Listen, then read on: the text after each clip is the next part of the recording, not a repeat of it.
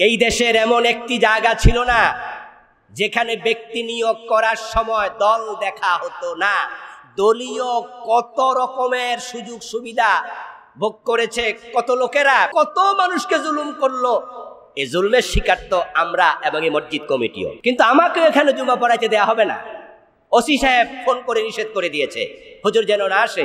আমি যাত্রাবাড়ি পর্যন্ত এসেছিলাম সেই জুমা। কেন এটা হলো? কারণ ওসি সরকারের নিয়োগ করালো। আপনাদের এখানে আমি জুমা পড়াতাম, মাঝখান দিয়ে কিছুদিন এখান থেকে জুমা পড়ানো, আপনাদের সাথে সাক্ষাৎ।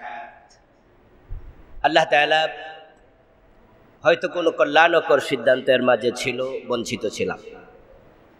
তো আজকে আপনাদেরকে দেখতে পেয়ে আবার ভালো লাগছে। মাঝখানের এই সময়টুকুকে আমরা বলবো দুঃস্বপ্ন ছিল। কোরআনের কথা বলা, বলতে পারা, এটা আল্লাহ তাআলা রাসূলদের দায়িত্ব। মূলত নবী এবং রাসূলদেরকে আল্লাহ দায়ী বানিয়েছিলেন। আমরা তাদের পথ অনুসরণ করে এখন দাওয়াত দেই। এই কাজে বাধা সৃষ্টি করা এটা মুসলমানের আলামত হতে পারে না। কিন্তু আমাদের এই 12, 14, 15 বছর কম বেশি বাংলাদেশের অধিকাংশ মসজিদে হক কথা বলার কোনো পরিবেশ ছিল না। বরং আলেম ওলামাদের মুখের মাঝে অদৃশ্য তালা আবদ্ধ করে রাখা হয়েছে। এদেশের শতকরা 99 অথবা আরো বেশি মসজিদে সভাপতি, সেক্রেটারির পদগুলো দখল করেছিল এমন কিছু মানুষ যারা নিজেরাই ইসলামের পূর্ণাঙ্গ অনুসরণ করতে রাজি নয়। এজন্য প্রায় মিম্বার থেকেই ইসলামের পূর্ণাঙ্গতার আলোচনা শোনা থেকে এ জাতি বঞ্চিত ছিল। হক কথা বলার কারণে অনেক ইমামের চাকরি চলে গেছে, কত খতিবকে জেল খাটতে হয়েছে। এই সময়টি বাংলাদেশের জন্য একটি নিঃসন্দেহে কালো সময়, দুঃসময়। 92% মুসলমানের দেশ হওয়াতে তারা হয়তো মসজিদে তালা দিতে পারেনি, নামাজ বন্ধ করতে পারেনি, এ দুঃসাহস তারা দেখায়নি। তবে ইসলামের সঠিক প্রচার তারা বন্ধ করে দিয়েছে। এটা নিঃসন্দেহে জুলম।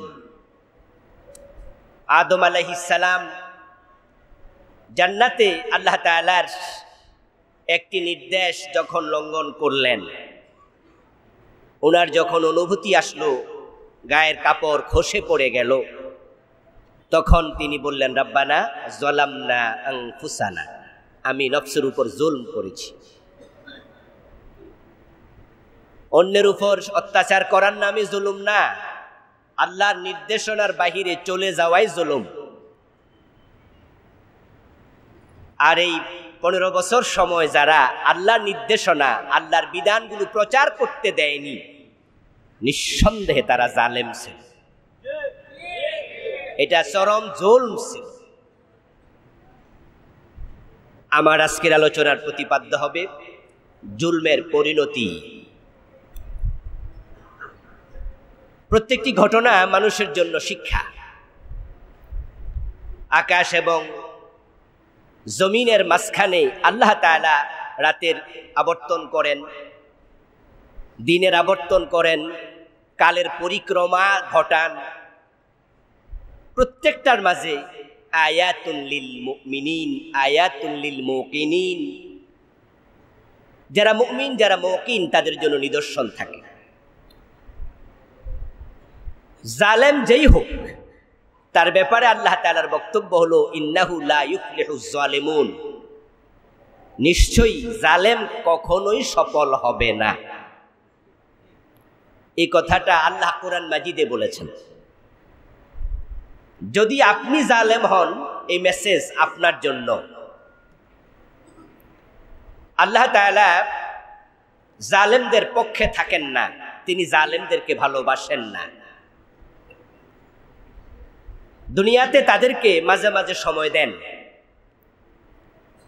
কালান নবী সাল্লাল্লাহু আলাইহি ওয়াসাল্লাম ইন্নাল্লাহা লা ইউমলি লিয-যালিম, আল্লাহ জালেমদেরকে সুযোগ দেন, সময় দেন, তারা যেন তাওবা করে,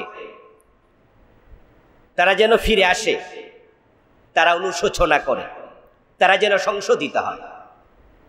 কিন্তু সময় দেওয়ার পরেও যখন তারা সংশোধিত হয় না, হাত্তা ইযা আখাযাহু লাম ইউফলিতহু, প্রিয় নবীজি বলছেন এক পর্যায়ে আল্লাহ যখন তাকে ধরেন তখন তাকে আর তিনি নিষ্কৃতি দেন না, এমন ভাবে ধরেন পালানোর জায়গাও খুঁজে আর পায় না। এই হাদিসটা কিন্তু গত মাস বা গত বছরে আমরা পাইনি, 1400 বছর আগে রাসূলুল্লাহ বলেছেন জালেমকে আল্লাহ সময় দেন, কিন্তু সে যদি সংশোধন না হয়, হাত্তা ইযা আখাযাহু, এক পর্যায়ে তিনি তাকে ধরেন, লাম ইউফলিতহু, তাকে আর নিষ্কৃতির কোনো রাস্তা, কোনো পথ, কোনো ছিদ্র তিনি আর দেন না, তাকে তিনি নিশ্চিহ্ন করেন, অপদস্থ করেন, ধ্বংস করে দেন। এই আলোচনাগুলো আমাদের সবার জীবনের জন্যই শিক্ষা। আমরাও মাঝে মাঝে জালেম হয়ে উঠি। ক্ষমতা পাওয়ার পরে ক্ষমতার অপব্যবহার করে, শুধু রাজনৈতিক নয় ব্যক্তিগত স্বার্থেও করে। পয়সাওয়ালা হওয়ার পরে বাড়ির পাশের প্রতিবেশী গরিব তাকে জুলম করে, নিজের প্রভাব বলয় বিস্তীর্ণ করার জন্য, নিজের জায়গা জমিন বাড়ানোর জন্য এমন অত্যাচার করে, বেটা যেন আমার কাছে জমিটা বেচে যেতে বাধ্য হয়। এটাও জুলুম। যদি আল্লাহ তাআলা আপনাকেও সময় দেন আর আপনি সংশোধন না হন, তাহলে এই হাদিস আপনার জন্য প্রযোজ্য। একদিন আসবে তিনি আপনাকে ধরবেন, আপনিও পলানোর জায়গা খুঁজে পাবেন না। ইসলাম হচ্ছে একটি চিরসতেজ, চিরযৌবনা ধর্ম। কোরআনের বিধানগুলো কখনো পুরান হবে না, এমন ভাবে মানুষের জীবনের সাথে মিলে যাবে, মনে হবে যেন এই আয়াত বুঝি গতকাল এ উপলক্ষে নাজিল হলো। জুলুম প্রসঙ্গে আমি আপনাদেরকে এখন একটি আয়াত শোনাবো, যেটা শোনার পরে আপনাদের মনে হবে এটা আগস্টের 7 তারিখে নাজিল হয়েছে। আমি এই আয়াত আগস্টের 5 তারিখ থেকে কতবার পড়ছি তা হিসাব করিনি। এই আয়াত পরে আমি নতুন ভাবে আবার কালেমাও পড়েছি। আল্লাহ, ইমান তো ছোটকালেই পেয়েছি, মক্তবে হুজুররা কালেমা পড়াইয়া মোমেন বানাইছে, পরবর্তী জীবনে এই কালেমা কত লক্ষবার পড়েছি, কিন্তু এই আয়াত পড়ে মনে হলো তুমি আল্লাহ যা বলো তার মাঝে সন্দেহ যে নাই, এটা নতুন করে আবার শিখলাম। ফালাম্মা নাসু মা যুকিরু বিহি,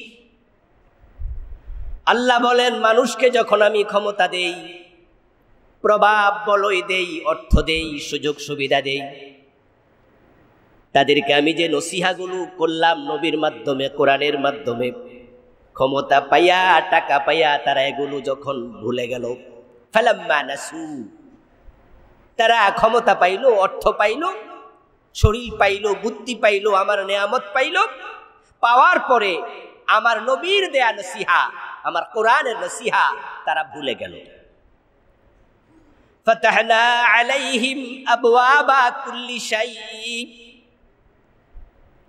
এবার আল্লাহ বলেন আমি যখন দেখি তারা সীমালঙ্ঘন করছে, নসিহা ভুলে গেল, আমি আল্লাহ আমার নেয়ামতের দরজা তাদের জন্য আরো খুলে দেই, ক্ষমতা আরো বাড়িয়ে দিই, শারীরিক সামর্থ্য আরো বাড়িয়ে দিই, টাকা পয়সা যা ছিল আরো বাড়িয়ে দিই।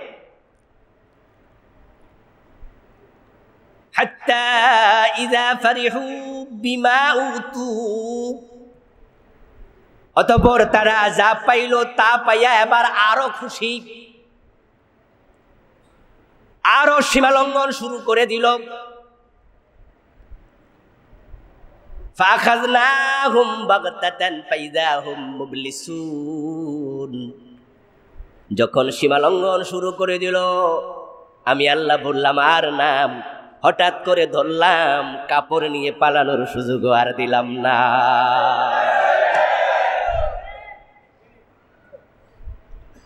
নিজের লাগেজ নেবে, কাপড় চোপড় নেবে, নিজের প্রয়োজনীয় সামগ্রী নেবে, এই সুযোগ আমি আল্লাহ দিলাম না। 5 তারিখের ঘটনার সাথে আয়াতটা কিভাবে মিলে গেল? এই আয়াত আপনি ফেরাউনের সাথে মিলান, 100% মিলে যাবে। কারণ ফেরাউনকে আল্লাহ তাআলা যে ক্ষমতা দিয়েছিলেন, ক্ষমতার মালিক কে? ক্ষমতা দেয় কে? কোনো সন্দেহ আছে নাকি? নাকি জনগণ সকল ক্ষমতার উৎস? ঈমান চলে যাবে। এই জাতীয় দৃষ্টিভঙ্গি লালন করুন। আন্নাল কুওয়াতা লিল্লাহি জামিআ কুলিল্লাহুম্মা মালিকাল মুলক তুতিল মুলকা মান তাশা। ক্ষমতার মালিক আল্লাহ, তিনি যাকে চান দেন, দিয়ে তাকে পরীক্ষা করেন, দেখি সে কি করে। ফেরাউনকে আল্লাহ ক্ষমতা দিলেন।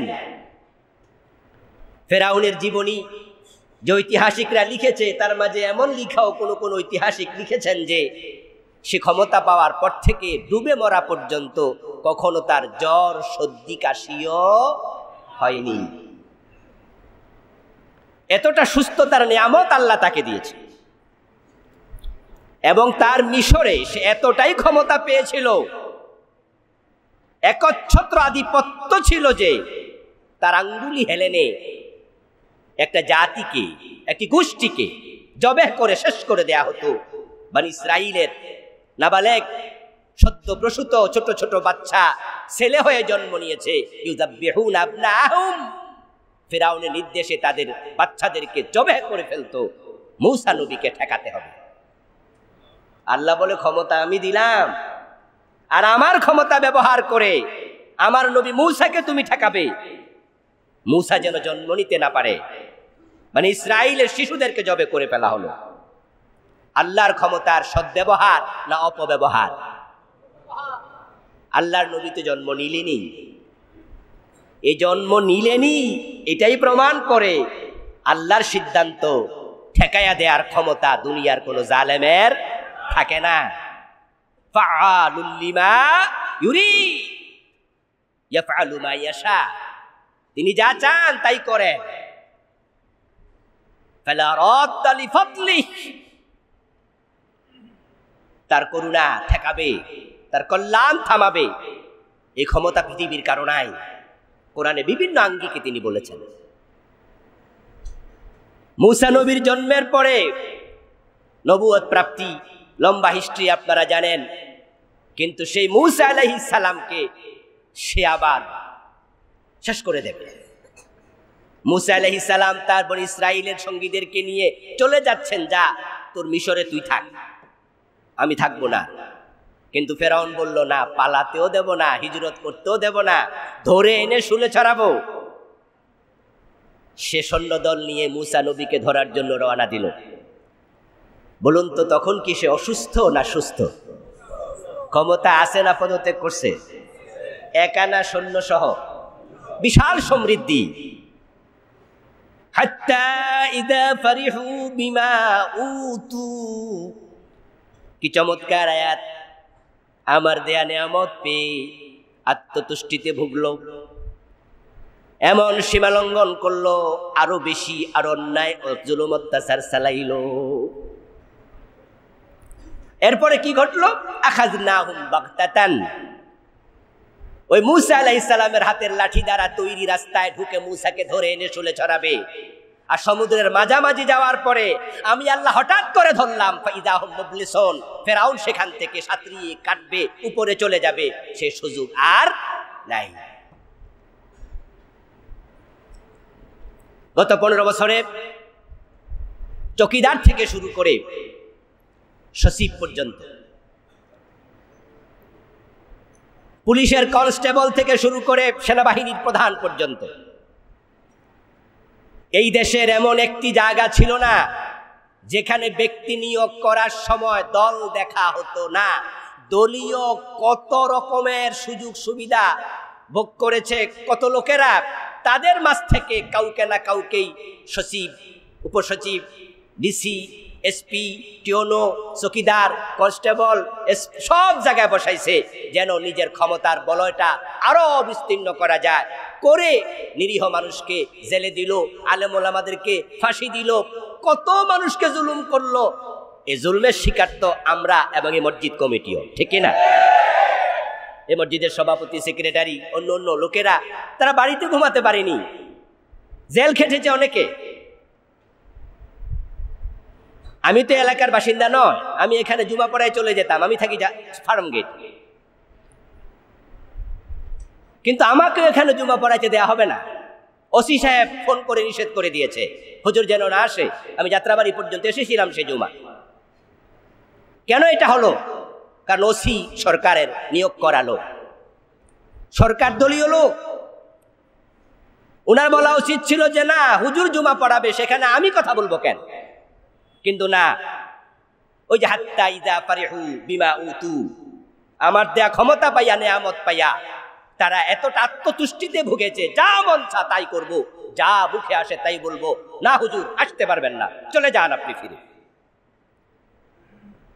সব জায়গায় নিজের লোক বসায়া জুলুম করতে করতে করতে করতে ইসলামী দলগুলোকে, আল্লামা মামুনুল হক সাহেব সহ, জোনাইদ বাবু নগরী সহ, আল্লামা সাইদি সহ, যে মানুষগুলা দ্বীনের দায়ী হিসাবে এই জমিনে স্বীকৃত সবার কাছে, এক একজনকে এক এক ভাবে, জোনাইদ বাবু নগরী রাহেমাহুল্লাহ মরে গেছে, হেফাজতের উনি সেক্রেটারি জেনারেল ছিলেন, উনার এই দুই হাঁটুতে পিটাইয়া হাঁটুগুলো ফুলিয়ে দিয়েছে বুড়া মানুষ।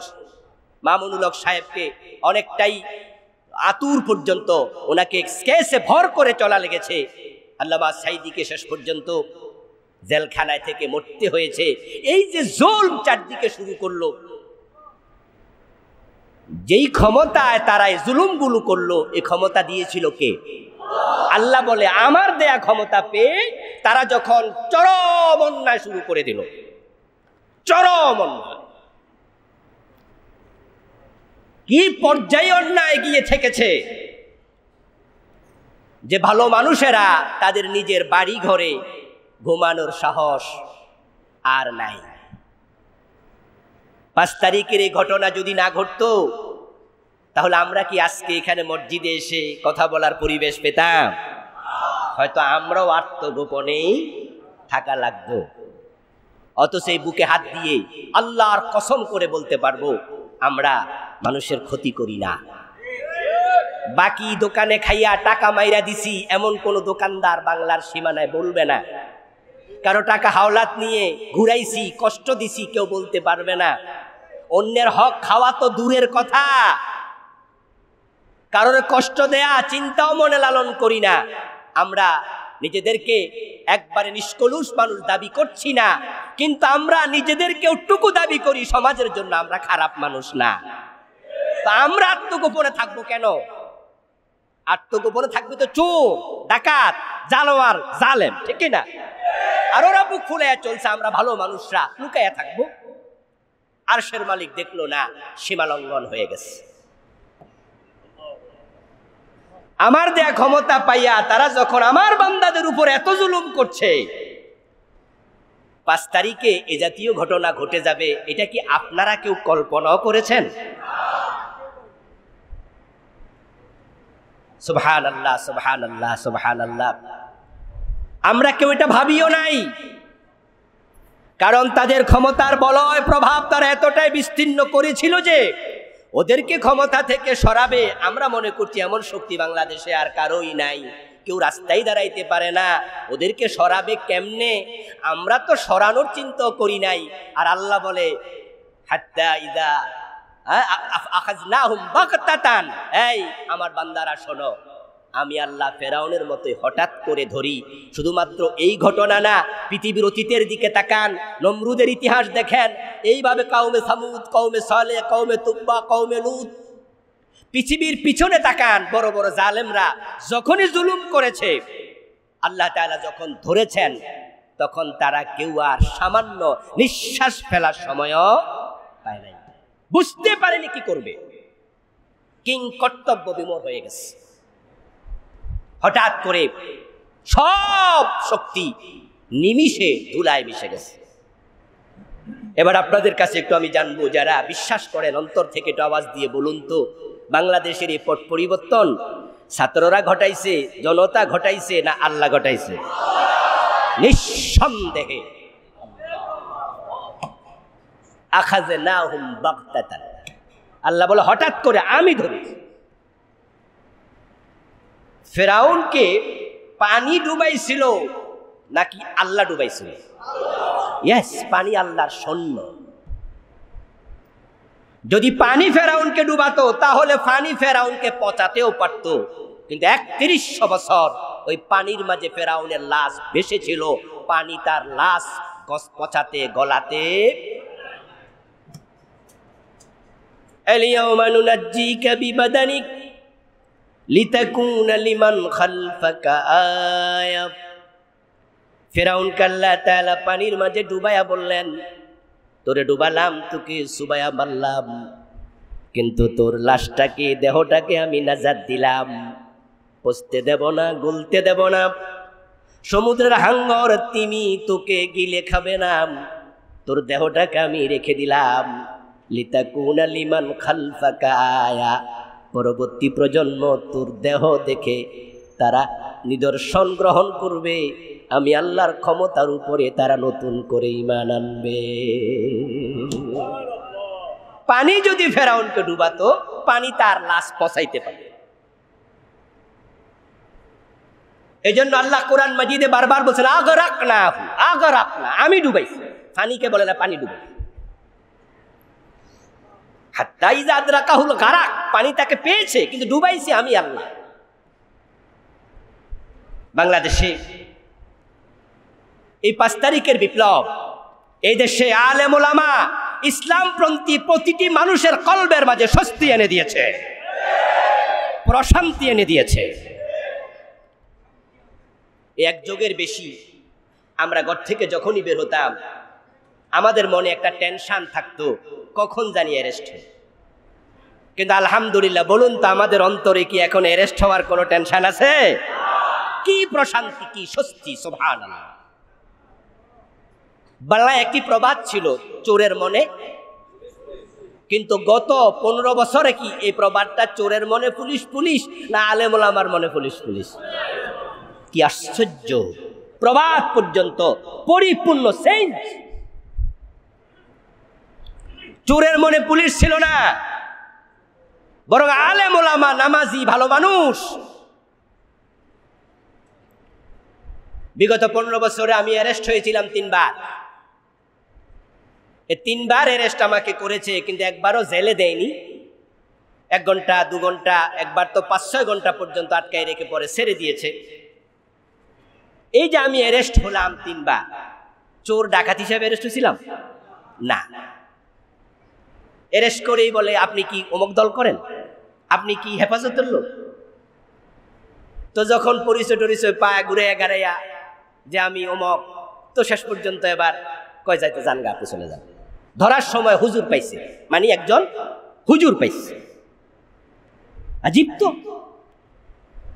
আমি রাস্তা দিয়ে হেঁটে যাচ্ছি, আমাকে ডেকে বলে হুজুর এখানে আসেন। আসলাম, গাড়িতে উঠলাম, উঠাই এবার জিজ্ঞাসা করতেছে বাড়ি কই, কি করেন। আজীব তো, আপনি অমুক দল। দেখেন আমাকে চিনে না, জানে না, মামলা নাই, শুধু আমি তার কাছে একটা কারণে অপরাধী, আমার মাথায়, মুখে, গায়ে।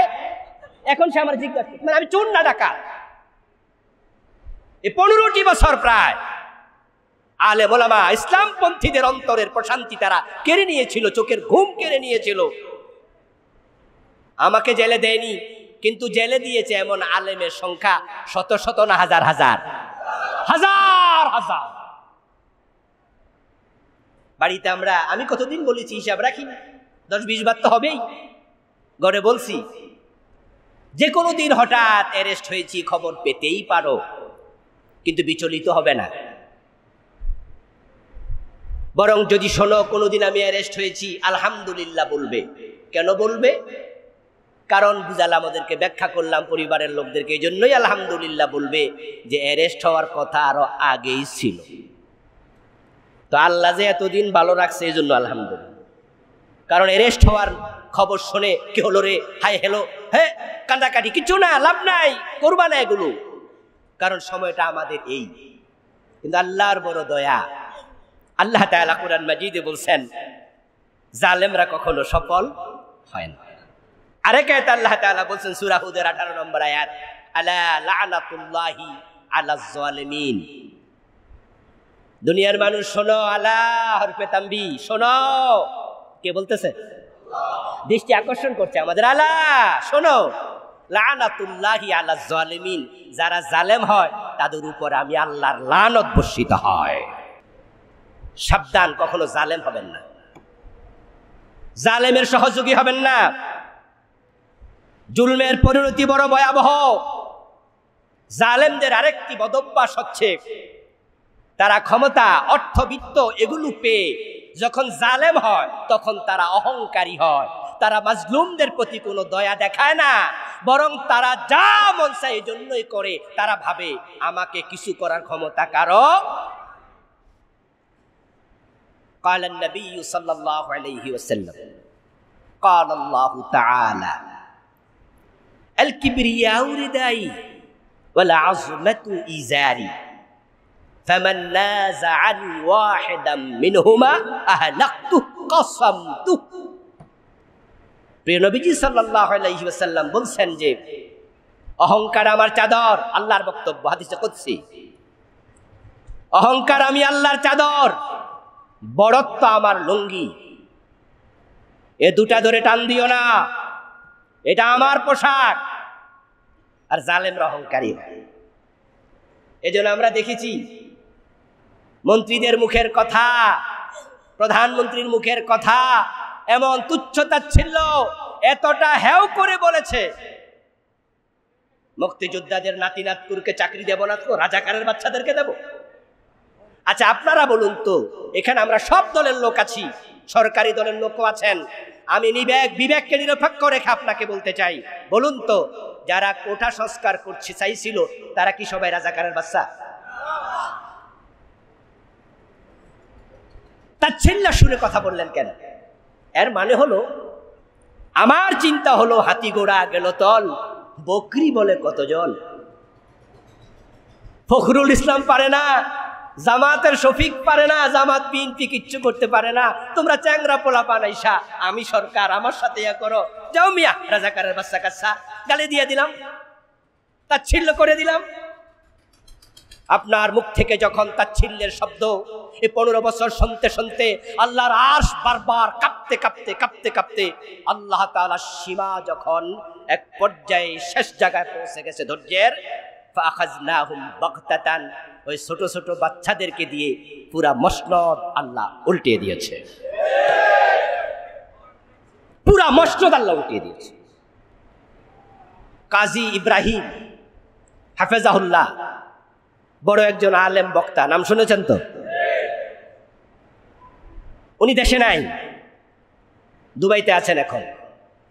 ওনাকে জেলে নেওয়া হয়েছিল, একটা আঙ্গুল ভেঙে দেয়া হয়েছিল, অথচ কাজী ইব্রাহিম হাফেজাহুল্লাহ সরাসরি কোন দল করেন না। উনি রাজনৈতিকভাবে সক্রিয় লোক না, হয়তো মেন্টালি কোনো দলকে সাপোর্ট করতে পারে। ওস্তাজ আমার খুব কাছের মানুষ, আমাকে উনি খুব ভালোবাসেন, আমিও ওনাকে খুব ভালোবাসি। দুবাই থেকেও কয়দিন আগেই ওনার সাথে আমার ভিডিও কলেও কথা হলো, এই কয়দিন আগেই বললাম ওস্তাদ চলে আসেন, তাড়াতাড়ি আসেন, আমরা অপেক্ষা করছি। ওনার আঙ্গুলটা উল্টায় দিছে, মসরায় দিছে, জেল খাটাইলো, বের হলো, কয়দিন পরে দেশ থেকে চলে যেতে হলো। আপনারা কি ভাবেন, শকে গেছে না যেতে বাধ্য হয়েছে? বাংলাদেশে কাজী ইব্রাহিমের মতো হাদিস তাৎক্ষণিকভাবে মুখস্থ বলতে পারে এমন দ্বিতীয় জন আছে, এমন লোক আমার জানা নেই। আমি এটা বলছি না যে হাদিসের ক্ষেত্রে উনি 1 নাম্বার ব্যক্তি, ওনার চেয়ে বড় আলেম ওই দেশে আছে, থাকতে পারে।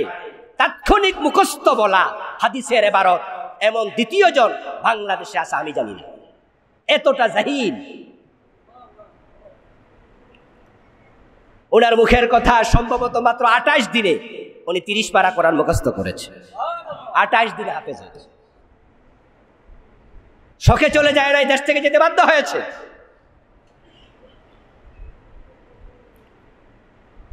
মিজানুর রহমান আজহারি মালয়েশিয়া আমেরিকা দৌড়াদৌড়ি করছে, দেশ থেকে যেতে বাধ্য হয়েছে। ডিজিএফআই ডেকে নিয়ে বলেছে আজকের ভিতরে চলে যান। অথচ মিজান আজহারি সেও কিন্তু সক্রিয়ভাবে কোনো দল, এদেশের কোনো দল করে না। কেমনে করবে? সে তো আলিম পাশ করে চলে গেছে মিশরে, আর লেখাপড়া শেষ হইল মাত্র কয়দিন আগে, পিএইচডি হলো মালয়েশিয়া থেকে। তো সেটা দেশে থাকেই না, দল করবে কেমনে?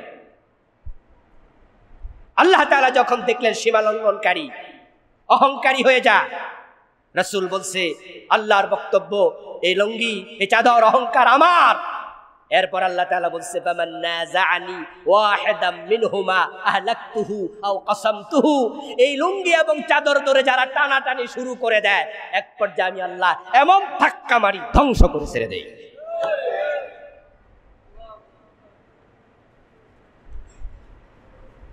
প্রিয় ভাইরা, জালেম হবেন না কখনো। জালেমদের উপর আল্লাহ লানত দুনিয়ায়, যেটা আপনারা দেখে ফেলেছেন 5 তারিখের পরে কি পরিমাণ লানত। যে দল এই দেশে স্বাধীনতার যুদ্ধে নেতৃত্ব দিয়েছে, ওই দলের নাম নেয়ার মতো সাহস বাংলার জমিনে এখন আর কেউ দেখাচ্ছে না, কেউ বলেও না। অবস্থা কোথায় গিয়ে পৌঁছে অপেক্ষা করেন। প্রায় 1000 লোককে যে হত্যা করা হয়েছে, এই জেনোসাইড, এই গণহত্যায় তাদের অসংখ্য লোককে দেশে হয়তো ফাঁসি দেয়া হবে। জাতি অপেক্ষায় আছে, কারণ জালেমদেরকে ছাড় দিলে নতুন জালেমের আবার তৈরি হয়। আর স্যার আপনি দিবেন কেমনে? এই যে আপনার রাস্তায় মারা গেছে নিরীহ লোক, ওর বাবা কি মামলা করবে না? পাখির মতো গুলি করছেন, ওরা কি মামলা করবে না? আর আপনারাই বলুন তো, ন্যায় বিচার পাওয়ার অধিকার লোকদের আছে না নাই? তা আপনার ক্ষমতার জন্য আপনি 1000 লোক হত্যা করেন কিভাবে? কিভাবে করেন? এই অধিকার আপনাকে কে দিল? হত্যার চেয়ে বড় জুলম আর কি হতে পারে? হত্যার চেয়ে বড় অন্যায় আর কি হতে পারে? আল্লাহ তাআলা কুরআন মাজিদে বলছেন মান কাতালা নাফসান বিগাইরি নাফসিন আও ফাসাদিন ফিল আরদ ফাকান্নামা কাতালান নাসা জামিআ। বিনা অপরাধে একজন মানুষকে যদি কেউ হত্যা করে, আল্লাহ বলছেন আমার কাছে তামাম দুনিয়ার সকল মানুষকে হত্যা করলে যে গুনাহ হয়, যে অপরাধ হয়, একজনকে অন্যায়ভাবে হত্যা করলে আমার আল্লাহর কাছে, আমি আল্লাহর কাছে সেটাই হয়। সে যেন তামাম দুনিয়ার সব মানুষকে হত্যা করেছে। মানুষ হত্যা সবচেয়ে বড় জুলুম, এটা করা যাবে না। অথচ 1000কে মেরে ফেলেছেন 15-20 দিন, হেলিকপ্টার থেকে গুলি করেছে। দৃশ্য দেখে কি মনে হয়েছিল? মনে হয় যেন ফিলিস্তিন এবং ইসরায়েলের যুদ্ধ চলছে। নিজের দেশের লোক, নিজের দেশের লোক, নিজের দেশের প্রেসিডেন্ট, প্রধানমন্ত্রী, নিজের দেশের পুলিশ বাহিনী, নিজের দেশের সেনাবাহিনী, র্যাব, এইভাবে পুলিশ আকাশ থেকে হেলিকপ্টারে চড়ে র্যাব গুলি করবে, এটা কি কল্পনা করা যায়? কল্পনা করা যায়? আপনি যে গুলি করছেন সেখানে তো এমন লোক মারা যেতে পারে যে লোক এখনো শিশু, ছোট মানুষ, তার আমল নামে একটা অপরাধ নাই। এবারের ঘটনা শিশু মারা গেছে কিনা? ঘরের ব্যালকনি দাঁড়িয়ে আছে, গুলি ওখানে লেগেছে কি? قال النبي صلى الله عليه وسلم لو ان اهل السماوات والارض اشتركوا في دم المؤمن لاكبهم الله في النار। প্রিয় নবীজি বলছেন, শোনো, আকাশ এবং জমিনে যত বাসিন্দা আছে সবাই মিলে যদি একজন মুমিনকে হত্যা করে, পৃথিবীতে মানুষের সংখ্যা এখন 800 কোটি, কম বেশি। আকাশে ফেরেশতার সংখ্যা, জিনের সংখ্যা আমরা জানি না। প্রিয় নবীজি সবাইকে একসাথ করলেন, লাওয়ান্না আহলাস সামাওয়াতি ওয়াল আরদ, আকাশ এবং জমিনে যত বাসিন্দা আছে সবাই মিলে ইশতারাকু ফি দামিন মুমিন, এই মুমিন ওয়াহিদ, একজন মুমিনকে হত্যার কাজে অংশগ্রহণ করে। সবাই হত্যা করতে পারবে না, 800 কোটি মানুষ একজনকে মারতে পারবে না। মারছে 2 জনে, 5 জনে, 10 জনে, 20 জনে, কিন্তু বাকিরা সাপোর্ট করছে। যদি এমন হয়, আল্লাহ এতটা রেগে যান, একসাথে সবাইকে জাহান্নামে ফেলে দেবেন। হত্যা এতটা জঘন্য অপরাধ। আর 1000 লোক, ছোট ছোট বাচ্চা শিশু, এভাবে গুলি করে মেরে ফেলতে হবে আপনার ক্ষমতার জন্য? আলা লানাতুল্লাহি আলা যালিমিন, জালেমদের উপর লানত আল্লাহ এমনি বলেন নাই। ওদেরকে আল্লাহ তাআলা দুনিয়াতে ধ্বংস শুধু করবেন না, বরং কোরআন মাজিদে বলছে, শোনো, আতাদনা লিয-যালিমিনা আযাবান আলীমা, আমি জালেমদের জন্য জাহান্নামের অত্যন্ত মর্মন্তুদ জাহান্নামের আগুন প্রস্তুত করে রেখেছি। কি ভাবছেন আপনি? হ্যাঁ, গত 5 তারিখের আগে কত জালেমের সহযোগী মরে গেছে, তারা সরকারের পতন দেখে যায়নি, স্বৈরাচারের পতন দেখে যায়নি, অথচ সেও জালেম ছিল, জালেমের সহযোগী ছিল, সে অসুস্থ হয়ে মরে গেছে, হঠাৎ মরে গেছে। আপনি যদি মনে করেন ওরা না শাস্তি পাবে, ওরা না পতন দেখলো, আগেরটা মরে গেল, তার আর কি হলো? আল্লাহ বলে আতাদনা লিয-যালিমিনা আযাবান আলীমা, দুনিয়ায় যদি শাস্তি নাও পাও, জাহান্নাম আমি রেডি করে রেখেছি, আমার জাহান্নামের পাকড়াও থেকে বাঁচানোর ক্ষমতা কারো নাই। এই জন্য আপনারা যারা জালেমের সহযোগী আছেন, থেমে যান, তওবা করেন, আল্লাহর আযাব গজব থেকে আপনি বাঁচতে পারবেন না। আমার প্রিয় ভাইরা, মাঝে মাঝে আমরা হতাশ হতাম, আরে আর কি? আল্লাহ তাআলা বলেন, ফালা তাহসাবান্নাল্লাহা ওয়ালা তাহসাবান্নাল্লাহা গাফিলান আম্মা ইয়ামালুজ জালিমুন, জালেমরা যে জুলুম করছে, ও নবী, কে পাথর মারছে আপনাকে? কার পাথরে আপনার দাঁত ভেঙে গেল? কে কোন জায়গায় রাতে বসে গোপন সলা পরামর্শ করলো? কারা আপনার রাস্তায় কাঁটা বিছাইয়া দিল?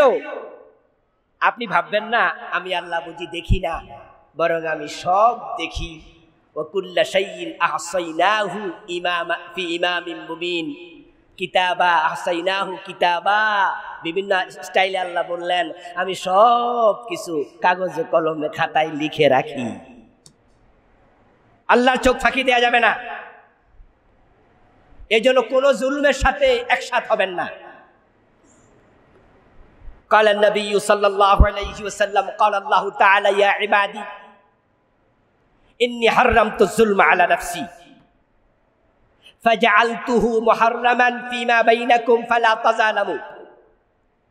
ও আমার বান্দারা, আল্লাহ আপনাদেরকে আমাদেরকে ডাকছে হাদিসে কুদসি, ও আমার বান্দা, ইন্নী হাররামতু যুলমা আলা নাফসি, আমি জুলুম, অত্যাচার, অন্যায় আমি আল্লাহ নিজের জন্য হারাম করেছি। আমি আল্লাহ কারো উপর জুলুম করি না, আমি আমার জন্য এটা হারাম শুধু করি নাই, ফাজআলতুহু বাইনাকুম মুহাররামা, তোমাদের একের প্রতি অন্যেরও জুলুম করাকে হারাম করেছি। জুলুম করবেন না। এতদিন আমরা ছিলাম মাজলুম, কিন্তু 5ই আগস্টের পরে এখন আর আগের সরকার ক্ষমতায় নাই, এখন আপনারা আছেন ক্ষমতায়। এখন যারা অন্য দলে আছে, চান্স পাইয়া নির্দোষ মানুষকে আবার আপনি মামলা দিয়া জেল খাটাইলেন। আগে ছিলেন মাজলুম, এখন হইলেন জালেম। হ্যাঁ, চান্স কাজে লাগাবে তো কিছু লোক। আগে ওরা চাঁদাবাজি করত, আগে ওরা এলাকা জমি দখল করত, এখন তারা ক্ষমতায় নাই, এখন আপনি চাঁদাবাজি শুরু করছেন, আপনি জমি দখল শুরু করছেন। আগে ছিলেন মাজলুম, এখন হলেন জালেম। মনে রাখবেন, আল্লাহ বউ শাশুড়ি দুজনের জন্যই আছে। বৌমা শাশুড়ির বিরুদ্ধে তো বদদোয়া দেয়, শাশুড়ি যেন তাড়াতাড়ি মরে যায়। আবার শাশুড়ি বদদোয়া দিচ্ছে বৌমারা যেন তার ছেলে তালাক দিয়ে দেয়। দুইজনই দরখাস্ত করে কার কাছে? আল্লাহ দুইজনের দোয়া একসাথে শোনে না, আল্লাহকে দেখে কার দোয়া হক কারটা না হক। কারণ বউ শাশুড়ি তারা দুজন, কিন্তু দোয়া যে করছে তিনি কয়জন? এই জন্য উনি দুইজনেরই খোদা। যারা আগে ক্ষমতায় ছিল আল্লাহ তাদেরও রব, আর আজকে যারা আপনারা ক্ষমতা আসছেন বা আসবেন আল্লাহ আপনাদেরও রব। তারা জুলুম করেছে, তাদেরকে যদি আল্লাহ ধ্বংস করতে পারে, আপনি জালেম হইলে আপনাকে ধ্বংস করার ক্ষমতা আল্লাহর আছে না নাই? ফালা তাযালাম। এই জন্য রাসূল বলছেন হাদিসে কুদসি, আল্লাহ তাআলা বলছে, হ্যাঁ জুলুম করো না, জুলুম করো না। আমরা আলেম ওলামারা আপনাদেরকে নসিহত করছি। কালান নবী সাল্লাল্লাহু আলাইহি ওয়াসাল্লাম উনসুর আখাকা যালিমান আও মাজলুমা, তোমরা তোমাদের ভাইকে সে জালেম হইলেও সাহায্য করো, মাজলুম হইলেও সাহায্য। একজন সাহাবী দাঁড়ায় বললেন, ইয়া রাসূলুল্লাহ আনসুরু মাজলুমান ফাকাইফা আনসুরু জালিমান, হুজুর যে মাজলুম হয় তাকে না হয় সহযোগিতা করব বুঝলাম, কিন্তু জালেমকে সাহায্য করো এটা আবার কি জিনিস? জালেমকে সাহায্য করব বুঝলাম না। ফাকাল আন তামনাহু আনিজ যুলম ফাযাকা নাসরুহু, প্রিয় নবী বললেন, জালেম যখন জুলুম করে, জুলুম থেকে প্রতিরোধ করো, বিরত রাখো, নসিহা করো, প্রয়োজনে শক্তি প্রয়োগ করো, এটাই তার সাহায্য। সুতরাং পরিবর্তিত বর্তমান নতুন স্বাধীনতার এই সময়ে নতুন করে যদি কেউ জুলুম শুরু করে দেয়, চাঁদাবাজি করে, জবরদখল করে, সেখানে জুলুম হবে, সেখানেই আমরা প্রতিরোধ শুরু করব ইনশাআল্লাহ। এক জালেমের হাত থেকে দেশ রক্ষা পেয়ে আরেক জালেমের হাতে যাবে, বাংলার মুসলমান এটা আর হতে দেবে না। যেখানে জুলুম দেখবেন সেখানে দাঁড়িয়ে যাবেন, সেখানে প্রতিরোধ করবেন। আর আপনার প্রতিবেশী, আত্মীয় স্বজন, আপনজন, তাদের কারো সাথে জুলমের আচরণ করবেন না, পরের হক নষ্ট করবেন না। যদি আপনি অন্যের হক নষ্ট করেন, সাবধান হন, আপনার নামাজ, রোজা, হজ, যাকাত যা করছেন হতে পারে অন্যের হকের কারণে আখিরাতে আল্লাহর সামনে তাদেরকে সব সওয়াব দিয়ে দিতে হবে। সুফিয়ান আস-সাউরি রাহিমাহুল্লাহ বলেছেন, আল্লাহ কাইতা বিসাবঈনা যানবিন ফীমা বাইনাকা ওয়া বাইনাল্লাহ আহওয়ানু আলাইকা মিন যানবিন ওয়াহিদিন ফীমা বাইনাকা ওয়া বাইনাল ইবাদ।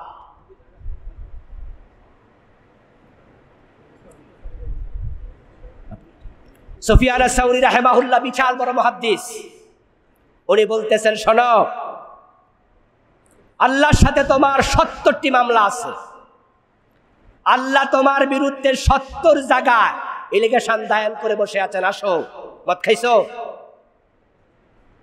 মিথ্যা বলছো, রোজা ছাড়ছো, নামাজ কাজা করছো, ৭০টা বড় বড় গুনাহ আল্লাহ টিক চিহ্ন দিয়া বসে আছে, আসো আমার কাছে।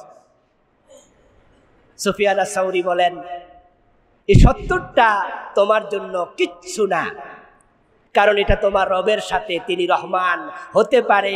আবার তুমি আস্তাগফিরুল্লাহ বলবে, ১ সেকেন্ডে তিনি ৭০টা না, ৭০ না, ৭০,০০০ না, ৭০,০০,০০০ না, আরো কোটি কোটি গুনাহ যদি হয়, একবার তাওবা করো, সব ১ সেকেন্ডে তিনি ক্ষমা করে দিতে পারেন। কিন্তু অন্যের একটা হক নষ্ট করে আল্লাহর সামনে যেও না, আল্লাহ সেটা কখনোই ক্ষমা করবে না যদি সে ক্ষমা না করে। ইত্তাক দাওয়াতাল মাজলুম ফাইন্নাহু লাইসা বাইনাহা ওয়া বাইনাল্লাহি হিজাব, যার উপর জুলুম করলেন তার বদদোয়া থেকে বেঁচে থাকুন। রিকশাওয়ালা, গায়ে হাত তুলবেন না। বদাচরণ করেছে কেউ, আপনার প্রভাব ক্ষমতা আছে, থাপ্পড় মেরে দেবেন না। অতটুকু জায়েজ যতটুকু করেছে। সে আপনাকে একটা গালি দিয়েছে, আপনি চুপ থাকলে সওয়াব পাবেন, অথবা ওই গালিটুকু অথবা ওই কটু কথাটুকু ফিরিয়ে দিলে গুনাহ হবে না, সমান সমান হবে। তবে ভদ্র মানুষ গালি দেয় না, চুপ থাকে অথবা অন্যভাবে প্রতিকার করে। কিন্তু আপনি যদি এর চেয়ে বেশি করেন, যখন সে গালি দিয়েছিল তখন ছিল সে জালেম, আর আপনি প্রতিকার বেশি করছেন, এখন আপনি হলেন। প্রিয় নবী বলছে, সে মাজলুম হওয়ার পরে যে বদদোয়া দেয়, তার বদদোয়াকে ভয় করো। মাজলুমের ফরিয়াদ এবং আল্লাহর মাঝখানে কোনো পর্দা থাকে না। দাওয়াতুল মাজলুম ইয়ারফাউহা আল্লাহু ফাওকাল গামাম সুম্মা ক্বাল লা আনসুরান্নাকা ওয়ালাউ বা'দা হিন। মাজলুম যখন বদদোয়া দেয়, আল্লাহ তার বদদোয়াকে আকাশে নিয়ে যান, মেঘমালার উপর রেখে দেন, তারপর জালেমকে সময় দেন, সে সরি বলে কিনা। সময় যদি না দেয়, সরি যদি না বলে, সময় দেওয়ার পরে আল্লাহ আবার বলেন, এই বদদোয়া, তোমার সাথে আমি আল্লাহ আছি। কথা বুঝেন? কিন্তু ওই বদদোয়াকে আল্লাহ আসমানে নিয়ে যান, আকাশে মেঘের উপরে, ইয়ারফাউহাল্লাহু ফাওকাল গামাম, আমি তোমার সাথে আছি। আপনি কি ভাবেন এই যে এত বড় ঘটনা ঘটে গেল আমাদের কল্পনার বাহিরে? কাজী ইব্রাহিম রাহিমাহুল্লাহ হাফেজাহুল্লাহর কথা বলছিলাম যে প্রসঙ্গে, ভুলে গেছি বলতে। উনি বলেছিলেন যে 5ই আগস্টের ঘটনা যে ছেলেগুলো ঘটাইছে ওরা ছিল আমাদের জন্য আল্লাহর পক্ষ থেকে আবাবিল। ওয়ারসালা আলাইহিম তায়রান আবাবিল। ওনার কথাটা আমার মনে ধরছে। আসলে তো ফুলাফান দিয়ে তো এই কাম ঘটার কথা না। প্রিয় ভাই, ওই বদদোয়াকে আল্লাহ বলে আমি তোর সাথে আছি। এই যে ঘটনা ঘটলো, কত মায়ের চোখের পানি জমা হয়েছে, কত মাজলুমের হাহাকার জমা হয়েছে। সাতক্ষীরা অঞ্চলে এখানে অনেকে আছেন, সাতক্ষীরাতে ইসলামী আন্দোলনের পক্ষের ভাইদের দোতলা 3তলা বাড়ি বুলডোজার দিয়ে ভেঙে ফেলেছে, বুলডোজার দিয়ে। চোখের পানি জমা হতে হতে হতে হতে মাজলুমের বদদোয়া আল্লাহ সহ্য করে না। এবার আপনার বাড়ির পাশে যে গরিব মানুষ, ওর উপর জুলুম করলে ওর বদদোয়া কি আপনার বিপক্ষে লাগবে না? এজন্য আসুন এই ঘটনা থেকে আমরা নিজেরা শিক্ষা নিই, আমাদের জীবনটাকে জুলম মুক্ত সাজাই। আমরা কখনো কারোর উপর জুলুম করব না। রাজি আছেন? আল্লাহ তৌফিক দান করুন, আমিন। আসসালামু আলাইকুম ওয়া রাহমাতুল্লাহি ওয়া বারাকাতুহু।